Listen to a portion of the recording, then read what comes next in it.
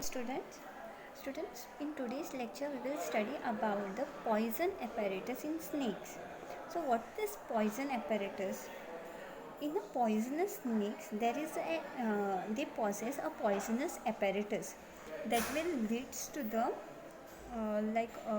that will in which the uh, poison or venom is stored. Okay, stored and produce and stored. Okay, and it is basically present in the head, whereas in the non-poison venomous snake this poison gland or poison apparatus will be absent. Okay, so the poison apparatus basically consists of three parts, that is a pair of poison glands, then there are ducts and a pair of fangs.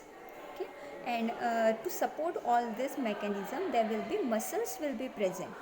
Okay, the poison glands are situated on either side of the upper jaw, and each poison gland is like a sac like or oval in a sea snake, and it is a large and tubular in a viper.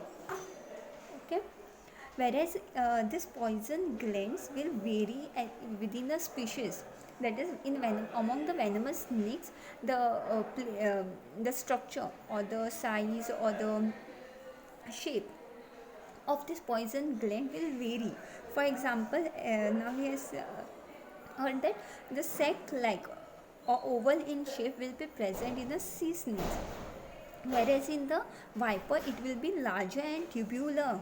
Okay, whereas in naja, that is in cobra, the poison gland is about the shape and the size of almond, you know na almond. So in that shape the poison gland will be present in the cobra. Okay, um, this poison gland is covered in a thick encapsulated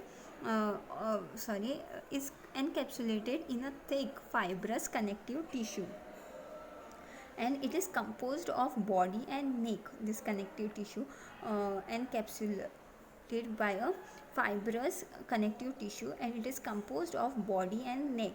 Okay, then the contraction during biting will swiftly and synchronously squeezes poison into the poison duct, and the duct passes forward along the side of the upper jaw, and it forms a loop over itself just in front of the fang, and then it opens either at the base of the fang or at the base of the tunnel of the fang. Okay, so this opening of the ducts is either at the base of the fang or it will be at the base of the tunnel on the fang. Okay, so in detail we'll see first the poison. About the poison gland, poison gland is the what happen actually in the non-venomous snakes, there is the labial gland. Okay, that are present in a row in the upper jaw and lower jaw, but in this venomous snakes what happen at the posterior, the labial gland of the upper jaw is modified as the poison gland. In a venomous snake, it is the larger than the rest and the different in structure. Okay, so this different in structure and the size, it will differ within the venomous snakes. We have already seen that in naja it will be like in an almond shape, whereas in the sea snake it will be oval shape, like that. Okay, then the next part is the poison duct. Poison duct is formed from the anterior end or neck of each poison gland, and from there it arises a poison duct. Okay, then next third part is the fangs. The fangs in venomous snakes, what happens, the maxillary teeth becomes the poison fangs. Okay, and these are usually larger than the ordinary teeth, and they are either grooved or perforated by a canal. Thus it forms the passage for the duct of the poison glands. These fangs are long, curved and pointed, and they also regenerates. That is, by one of the they will be having a small reserve fangs at its base. For example, in viper, and they if they lost their fangs, then it get regenerated. Okay, so it is this fangs are classified into three types in the venomous snakes based on their structure and the position. Okay, first one is solenoglyphus. Solen means pipe and glyphus means hollow. So this pipe are hollow. Okay, it is pipe like and hollow. Okay, in vipers or in rattlesnakes, what happen? There is a single large curved poison fang on the maxilla with a small reserve fangs at its base. Okay, this, if they lose it, then from this reserve fangs they will get a new one. Okay, these are the only teeth which are born with the maxilla, and they are very short. So the large poison fang is capable of being rotated through a considerable angle, and this help in this rotation of this fangs is very important during the biting or the working of this poisonous apparatus. Okay, and each fangs contains a canal which opens at each end. Okay, next one is the opistoglyphus. Ophisto means behind, so, and glyphus means hollow. So these fangs are placed behind. That is, in some venomous snakes, for example in family of Colobridae, what happens, these fangs are posteriorly this maxillary teeth is grooved along the posterior border. Okay, and they are mostly more or less like poisonous, and they are poison in weak, and their poison is weak, like, okay, so not a strong venom, like. The next one is the ptero Protyroglyphus. Protyro means first. Protyro means first, and glyphus means hollow. So they are first teeth, or the teeth or the maxillary teeth, which get modified into fangs. Okay, they are small, permanently erect and grooved along the anterior face. Okay, for example in sea snail, bungaroos, that is in crates, cobras and all. Okay, and fourth one is aglyphus. Aglyphus means fangs are lacking, so such snakes are called as a non-venomous snakes. In non-venomous snakes there is no fangs are present, so they are called as a aglyphus. Okay, then to support this whole mechanism, a whole apparatus, there are muscles which are involved. Okay, and the poisonous apparatus is associated with the specialized muscle bands, and they are of three types, that is digastric, spinopterygoid, or the protractor pterygoid, and the anterior and posterior temporalis. Okay, the first one is the digastric muscle.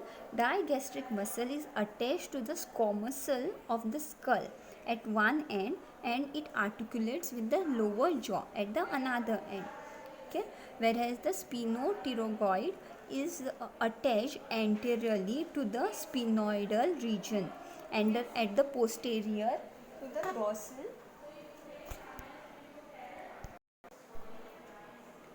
and at the anteriorly, uh, this sphenoterygoid is attached anteriorly to the sphenoidal region, whereas at the posteriorly to the dorsal surface of the pterygoid.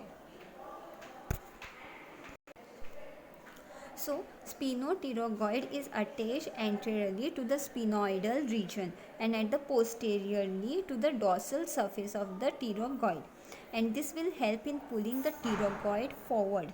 Okay, and antero-posterior temporolacis rellis muscle is attached to the side walls of the cranium and at the lower jaw, and it will help in closing the lower jaw.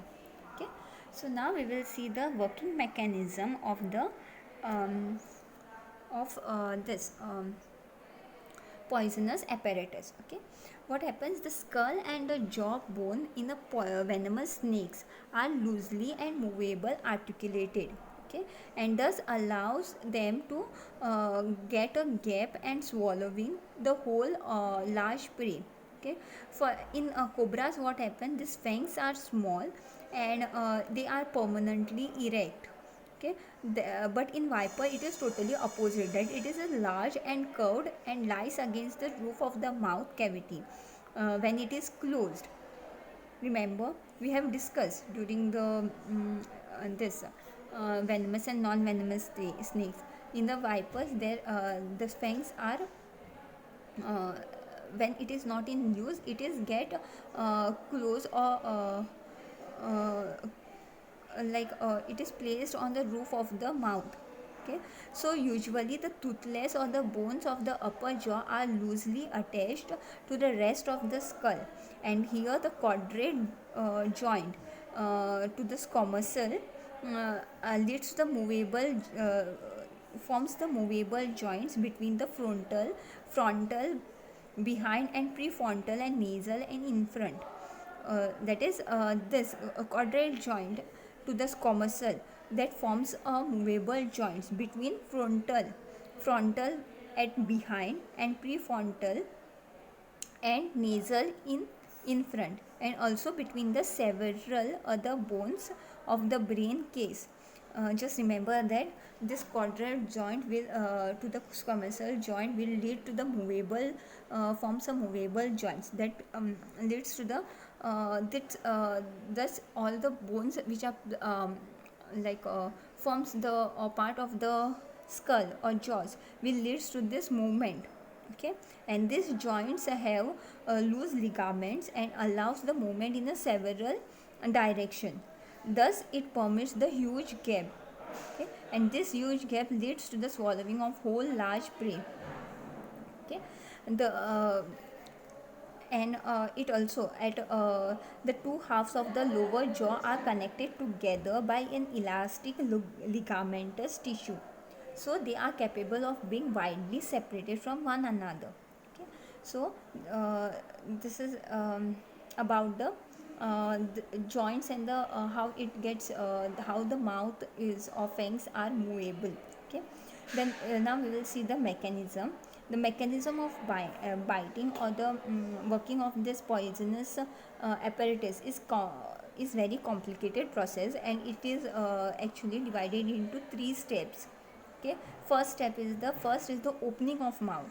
So opening of mouth is carried out by the contraction of the digastric muscle that leads to the opening that leads to the lower jaw move down, and it leads to the open of the mouth.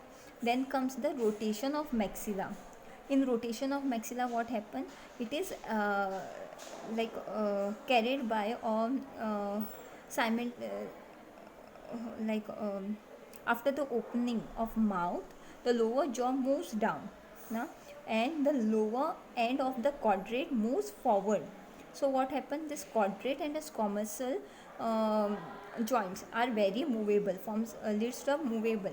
So the pterygoid muscle, okay, is again moved leads to the move and this pterygoid muscle is actually attached to the palatine. So the this quadrate and the squamosal as the mouth opens, this quadrate moves forward, and this leads to the pushes the pterygoid forward, and thus the pterygopalatine joints bend.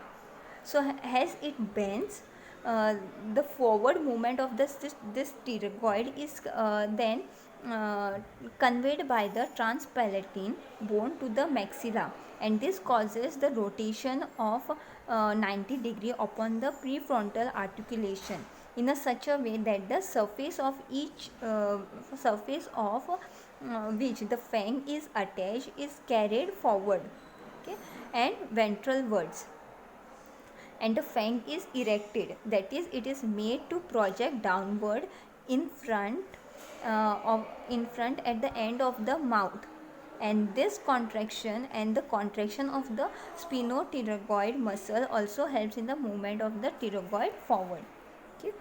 With this the fangs comes out and of the mouth, okay.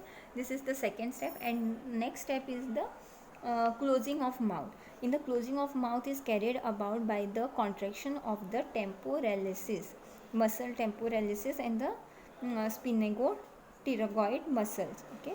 The point of the fang is directed backward during the contraction of the temporalis and the sphenotherygoid muscles. The fang is directed backward while the mouth is closed, and this takes place longer time then the opening of mouth. So opening of mouth is bring about very